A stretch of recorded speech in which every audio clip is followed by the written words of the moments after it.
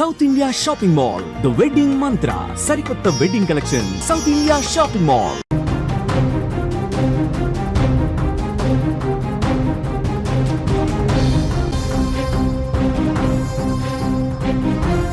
Breaking news చూస్తున్నాం. Ukraine పై Russia revenge తీర్చుకుంటున్నట్లుగానే కనిపిస్తోంది. Kyiv పట్టణంపై Putin సేన భీకర దాడుల్ని మొదలుపెట్టింది. బాలిస్టిక్ క్షిపణులు, డ్రోన్లతో అటాక్ చేస్తుంది రష్యా దాడిలో యుక్రెయిన్ డ్రోన్లు కూడా ధ్వంసమైనట్లుగా తెలుస్తోంది.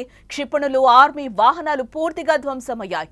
యుక్రెయిన్ పై భారీ దాడులు చేస్తోంది రష్యా. ప్రతీకార చర్యతో రగిలిపోతున్న రష్యా ఆ రివెంజ్ ని తీర్చుకుంటామని కూడా నిన్న మొన్నటి వరకు కూడా పుతిన్ చెప్పిన పరిస్థితి కనిపిస్తోంది. ట్రంప్ పుతిన్ కి చెప్పినా కూడా వినని పరిస్థితి కనిపిస్తోంది. చెప్పిన గంటల్లోనే దాడులు కూడా ప్రారంభమయ్యాయి. రష్యా దాడులతో కీవ్ లో ఉద్రిక్త పరిస్థితులు నెలకొన్నట్లుగా మనకైతే సమాచారం అందుతోంది.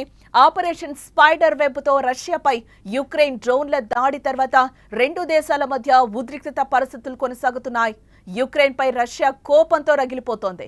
యుక్రెయిన్ ను నాశనం చేయాలనే ఉద్దేశంతో ముందుకు కదులుతున్నారు.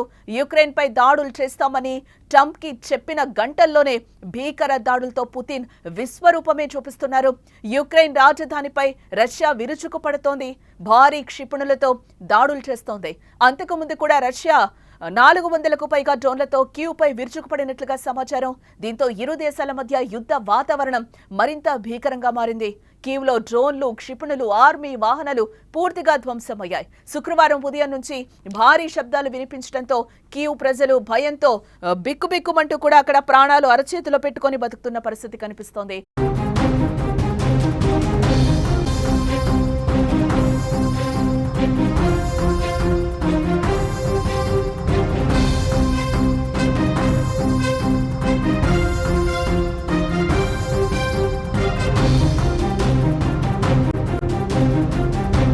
అలాగే అనేక జిల్లాల్లో కూడా రష్యా క్షిపణులు నష్టాన్ని మిగిల్చాయి. యుక్రెయిన్ వైమానిక స్థావరాలను కూడా బాలిస్టిక్ క్షిపణులు టార్గెట్ చేశాయి. ఆ విజువల్స్ కూడా మనం స్క్రీన్ మీద చూస్తున్నాం క్లియర్ గా. ఈ దాడుల కారణంగా నగరంలోని వివిధ ప్రాంతాల్లోని నివాస భవనాల్లో మంటలు చెలరేగాయని నగర సైనిక పరిపాలనాధిపతి తైమూర్ టకాచెంకో తెలిపారు. ఇటీవల రష్యాపై యుక్రెయిన్ చేసిన అత్యంత సమన్విత డ్రోన్ దాడి ప్రపంచవ్యాప్తంగా చర్చకు దారితీసిందని చెప్పుకోవచ్చు. దాదాపు 3 సంవత్సరాలుగా కొనసాగుతున్న యుద్ధంలో జరగని దాడిని రష్యాపై యుక్రెయిన్ చేసి చూపించింది. రష్యాలోని వ్యూహాత్మక స్థాయిలో ఉన్న సుదూర వైమానిక స్థావరాలపై యుక్రెయిన్ విరుచుకుపడింది. ముఖ్యంగా అణు సామర్థ్యం కలిగిన బాంబర్లే ప్రధానంగా లక్ష్యంగా నిలిచాయి. ఈ దాడిలో 40కి పైగా రష్యన్ యుద్ధ విమానాలు ధ్వంసమయ్యాయి. దాదాపుగా $7 బిలియన్ ఆస్తి నష్టం జరిగినట్లుగా తెలుస్తోంది. విశేషంగా టర్కీలో శాంతి చర్చలు మొదలయ్యే రోజే ఈ దాడి జరిగింది. ఆ దాడి తర్వాత రెండు దేశాల మధ్య ఉద్రిక్త పరిస్థితులు తీవ్ర స్థాయికి చేరాయి. అప్పటి నుంచి ఇప్పటి వరకు కూడా శాంతించే చర్చలైతే జరగలేదు. చర్చలు విఫలమయ్యాయి. పుతిన్ ఎట్టకేలకు నేను చర్చలు చెయ్యను అని కూడా ఆయన చెప్పిన పరిస్థితి కనిపిస్తోంది. దీంతో ట్రంప్ బరిలోకి దిగి యుద్ధాన్ని ఆపడానికి ప్రయత్నించినా కూడా ఇక్కడెక్కడా కూడా ఫలితం కనిపించలేదని చెప్పుకోవచ్చు.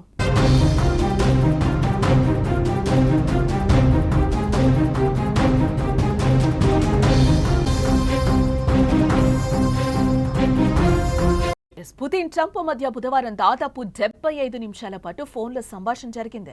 రష్యా యుద్ధ విమానాలపై యుక్రెయిన్ దాడితో పాటు ఇతర దాడుల గురించి చర్చించుకున్నారు. అయితే ఆ చర్చలు ఎలాంటి ఫలితాన్ని ఇవ్వలేదు సరికదా.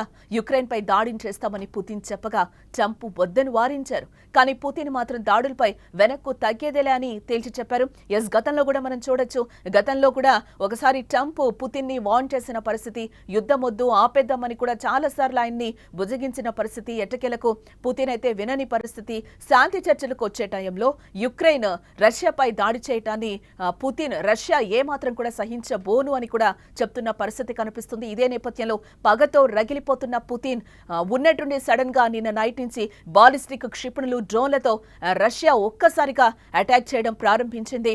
అక్కడ ఇప్పటి వరకు కూడా 2022లో యుద్ధం మొదలైంది. Ukraine Russia war. ఇప్పటి వరకు కూడా ఆ యుద్ధంలో 632 మంది పిల్లలు చనిపోయినట్లుగా కూడా ఆవేదన వ్యక్తం చేస్తున్న పరిస్థితి కనిపిస్తోంది. అలా చెప్పిన గంటల వ్యవధిలోనే రష్యా యుక్రెయిన్ పై దాడిని మొదలుపెట్టింది. రష్యా దళాలు భీకర దాడులతో యుక్రెయిన్లో రక్తపాతాన్ని సృష్టించేందుకు ప్రయత్నిస్తున్నారు. రష్యా దాడులను యుక్రెయిన్ అడ్డుకునే ప్రయత్నం చేస్తుంది. డ్రోన్లను, క్షిపణులను గాల్లోనే పేల్చేందుకు ప్రయత్నం చేస్తుంది. మొత్తానికి యుద్ధం తీవ్ర స్థాయికి వెళ్లడంతో ఇరు దేశాల ప్రజల్లో కూడా ఆందోళనలు వ్యక్తమవుతున్న పరిస్థితి కనిపిస్తోంది.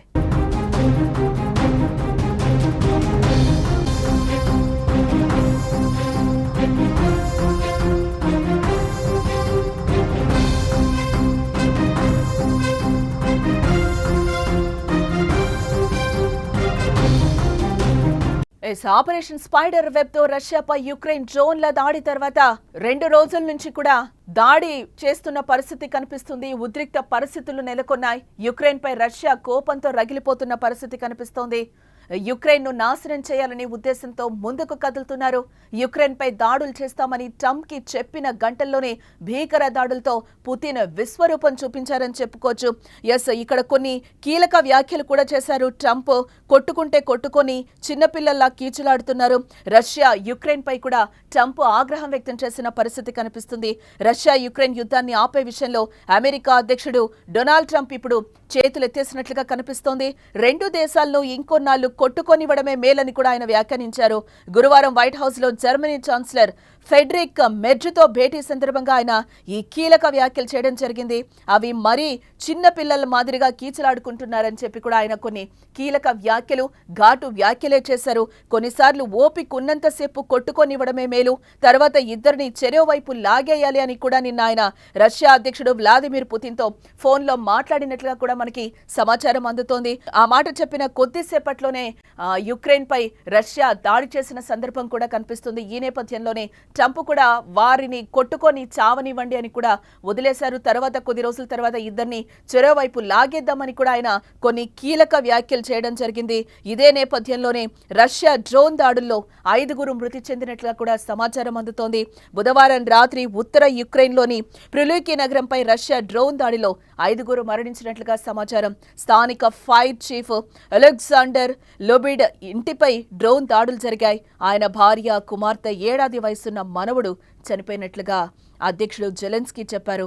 చిన్నారి తల్లి కీవ్లో పోలీస్ అధికారి అక్కడ రష్యా దాడులు పెరగడంతో బాబును తల్లిదండ్రుల దగ్గర వదిలేందుకు వచ్చి తనతో పాటుగా బలైందని కూడా జెలెన్స్కీ ఆవేదన వ్యక్తం చేస్తున్న పరిస్థితి అయితే కనిపిస్తోంది.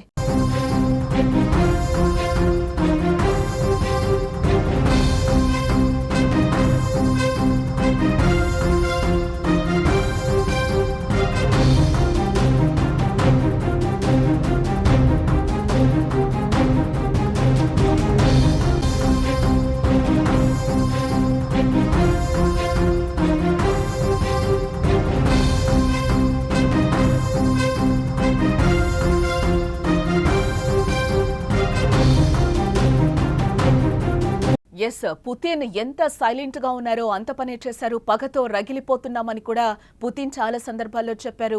యుక్రెయిన్ పై నిన్న రాత్రి నుంచి కూడా ఆయన దాడులు చేస్తున్న పరిస్థితి కనిపిస్తుంది. ఒక్కసారి బాలిస్టిక్ క్షిపణులు అలాగే డ్రోన్లతో విరుచుకోపడుతున్న పరిస్థితి కనిపిస్తుంది. ఇటు మనం చూసుకుంటే జెలెన్స్కీ కూడా ఆవేదన వ్యక్తం చేస్తున్న పరిస్థితి కనిపిస్తుంది. శాంతి చర్చలకు వస్తాం, మాట్లాడుకుందామని కూడా చెప్తున్న పరిస్థితి. ఆ పరిస్థితిలో మేము లేమని కూడా పుతిన్ చెప్తున్నారు. ఇదే నేపథ్యంలో ట్రంప్ కూడా యుద్ధానికి సంబంధించి చేతులెత్తేసిన పరిస్థితి కనిపిస్తుంది. కొట్టుకొని చావనివ్వండి, చిన్నపిల్లల్లాగా కొట్టుకుంటున్నారని చెప్పి కూడా కొన్ని కీలక వ్యాఖ్యలైతే ఈ సందర్భంగా ఆయన చేసిన పరిస్థితి కనిపిస్తుంది. ఇదే నేపథ్యంలో 2022లో యుద్ధం మొదలైంది. రష్యా యుక్రెయిన్ వార్ మొదలైంది. అప్పటి నుంచి ఇప్పటి వరకు కూడా 632 మంది చిన్నారులు మృతి చెందారని కూడా జెలెన్స్కీ ఈ సందర్భంగా ఆవేదన వ్యక్తం చేస్తున్న పరిస్థితి అయితే కనిపిస్తుంది. యుక్రెయిన్ పై రష్యా చేస్తున్న దాడి ఉగ్ర దాడి అని కూడా జెలెన్స్కీ కొట్టిపారేస్తున్న పరిస్థితి కనిపిస్తుంది.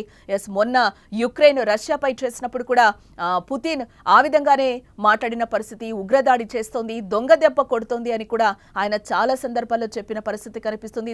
ట్రంప్ విషయానికి వస్తే కూడా ట్రంప్ చాలా సార్లు పుతిన్ ని వార్న్ చేసిన పరిస్థితి కనిపిస్తోంది. ఇప్పుడు మనకి రష్యా కూడా మిత్ర దేశాలన్నింటినీ కూడా కూడగట్టుకుంటున్న పరిస్థితి కనిపిస్తోంది. కిమ్ ఎంట్రీ ఇవ్వబోతున్నారు. ఆల్రెడీ అంత సపోర్ట్ మేము చేస్తాము, డ్రోన్లకు సంబంధించి కానీ క్షిపణులకి సంబంధించి కానీ మేము సపోర్ట్ చేస్తామని కూడా కిమ్ పుతిన్కి సపోర్ట్ చేసిన నేపథ్యంలో ఇంకా ఈ యుద్ధం ఎక్కడి వరకు దారి తీస్తుందా అనేది కూడా మనం చూడాల్సిన అంశం.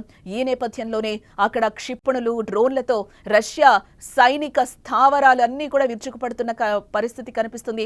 యుక్రెయిన్ పై పూర్తిగా రష్యా దాడి చేస్తున్న పరిస్థితి కనిపిస్తుంది. ఆ విజువల్స్ అన్ని కూడా మనం స్క్రీన్ మీద క్లియర్ గా చూస్తున్నాం. ట్రంప్తో ఎంతసేపు మాట్లాడినా కూడా మేమైతే యుద్ధం ఆపము అని చెప్పి కూడా చెప్తున్న పరిస్థితి కనిపిస్తుంది. యుక్రెయిన్ పై దాడులు చేస్తామని కూడా ట్రంప్కి చెప్పిన గంటల్లోనే భీకర దాడులతో పుతిన్ తమ విశ్వరూపం చూపిస్తున్న పరిస్థితి కనిపిస్తుంది.